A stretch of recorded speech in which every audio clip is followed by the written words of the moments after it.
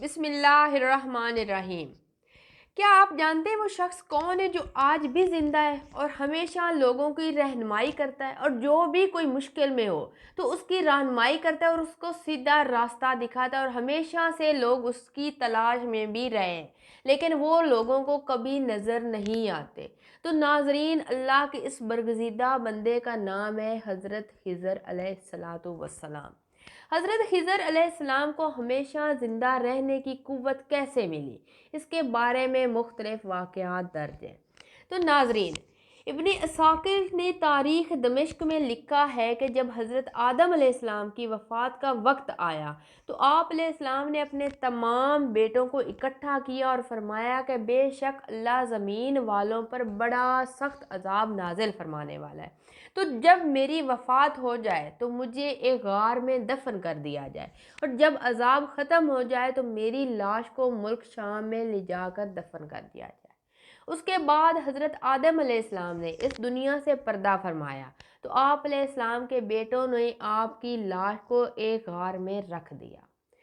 تو معزز ناظرین، جب زمین پر بہت بڑا طوفان، جس طوفان کو لوگ طوفان نوح کے نام سے یاد کرتے ہیں، وہ آیا تو سوائے حضرت نوح کی کشتی کے سب کچھ تباہ ہو گیا۔ اس کے بعد جب طوفان تھما اور زمین نے پانی کو اپنے اندر جذب کیا تو آپ نے اپنی کشتی کو ایک جگہ پر لنگر انداز کیا۔ وہ شہر بابل تھا جہاں پہ آپ علیہ السلام کی کشتی لنگر انداز ہوئی تھی۔ اب حضرت نوح علیہ السلام نے اپنے بیٹوں حام، شام اور باقس کو وصیت کی کہ حضرت آدم کے جسم کو اب غار سے لا کر شام میں دفن کر دے۔ تو حضرت نوح علیہ السلام کے بیٹوں نے کہا کہ یہ بہت سخت مشکل کام ہے، ہم ایسا نہیں کر سکتے، کیونکہ طوفان کی وجہ سے ہر چیز اپنی جگہ سے ہٹ گئی ہے، تو ہم ان کی لاش کو کہاں سے ڈھونڈیں گے؟ تو حضرت نوح علیہ السلام نے اپنے بیٹوں کو کہا کہ حضرت آدم علیہ السلام نے یہ اللہ تعالیٰ سے دعا کی تھی کہ جو اس کے جسم کو شام ملک میں لا کر دفن کرے گا وہ قیامت تک زندہ رہے گا، اس کو کبھی بھی موت نہیں آئے گی۔ پھر آپ علیہ السلام کا جسم مبارک ویسے ہی رہا۔ کئی سالوں بعد آپ کے ایک بیٹے جس کا نام حضرت خضر علیہ السلام تھا، انہوں نے آپ کے جسم مبارک کو لا کر شام میں دفن کر دیا۔ تو حضرت خضر علیہ السلام جب تک اللہ چاہیں گے زندہ رہیں گے۔ حضرت خضر کی کنیت ابو العباس اور ان کا نام بلیہ تھا، ان کے والد کا نام ملکان تھا۔ معزز ناظرین، حضرت خضر علیہ السلام کے بارے میں یہ بات مشہور تھی کہ وہ جہاں بیٹھتے تھے وہ چاہے کتنی بھی زمین بنجر ہوتی تھی فوراً سرسبز و شاداب ہو جاتی تھی، اس لیے لوگ آپ کو خضر کہتے تھے، جس کا مطلب سرسبز و ہریالی تھا۔ ایک روایت کے مطابق حضرت خضر علیہ السلام حضرت ذوالقرنین علیہ السلام کے خالہ زاد بھائی تھے۔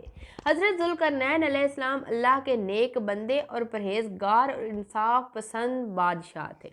مورخین کے مطابق حضرت خضر حضرت ذوالقرنین کے ایک قابل وزیر بھی تھے، اور آپ کے بارے میں یہ بھی بات مشہور ہے کہ آپ نے آب حیات پیا تھا، جو ایک ایسا چشمہ ہے جس کا کوئی بھی پانی پیتا ہے یا غسل کرتا ہے تو وہ تا قیامت زندہ رہتا ہے۔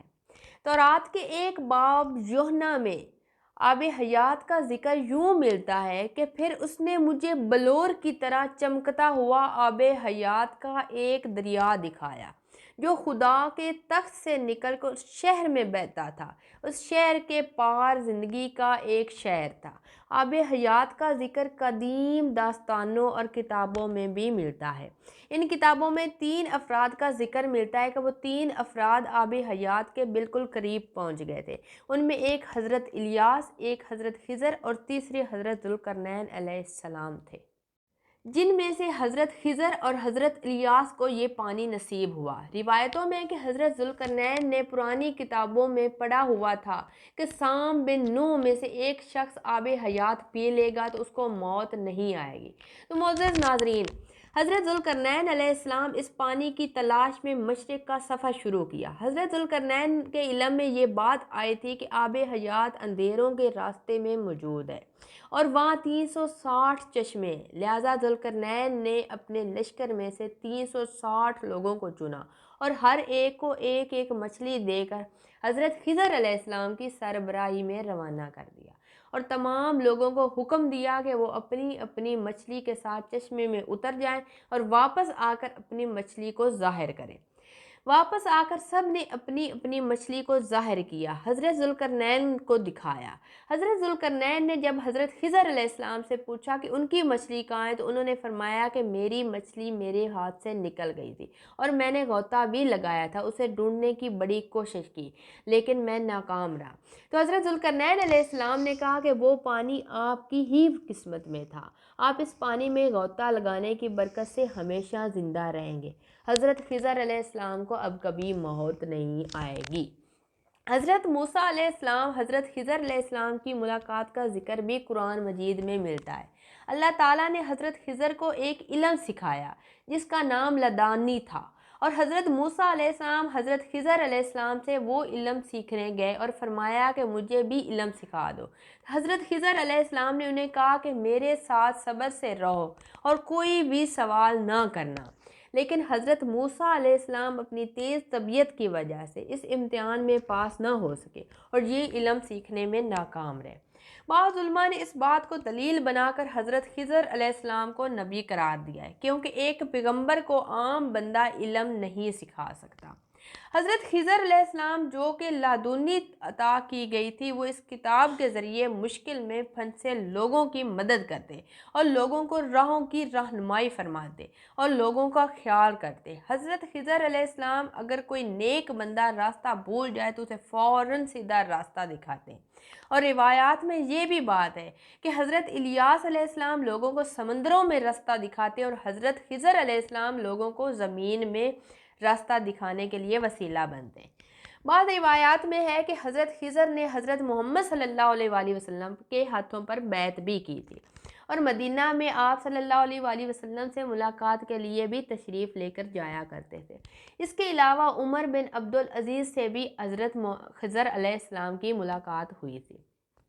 تو معزز ناظرین، صحیح مسلم کی ایک روایت کے مطابق دجال جب مدینہ کے قریب پہنچے گا تو مدینہ سے ایک شخص اس کے مقابلے کے لیے نکلے گا۔ اس وقت کا سب سے بہترین شخص وہی ہوگا اور وہ شخص حضرت خضر علیہ السلام ہی ہوں گے۔ حضرت خضر علیہ السلام اور حضرت الیاس علیہ السلام دونوں زندہ ہیں اور ہر سال حج کے موقع میں آپس میں ملتے بھی ہیں۔ صوفیہ کرام کے نزدیک بھی حضرت خضر کا بہت اعلیٰ مقام ہے۔ وہ خضر علیہ السلام کو اپنا رہنما تصور کرتے ہیں اور بعض صوفیہ کرام سے ان کی ملاقات بھی ثابت ہوئی ہے، اور وہ لکھتے ہیں کہ کئی سالوں تک حضرت خضر علیہ السلام نے صوفیہ کرام کو علم بھی سکھایا اور وہ آپ کو خواجہ حضرت خضر کہہ کر پکارتے ہیں۔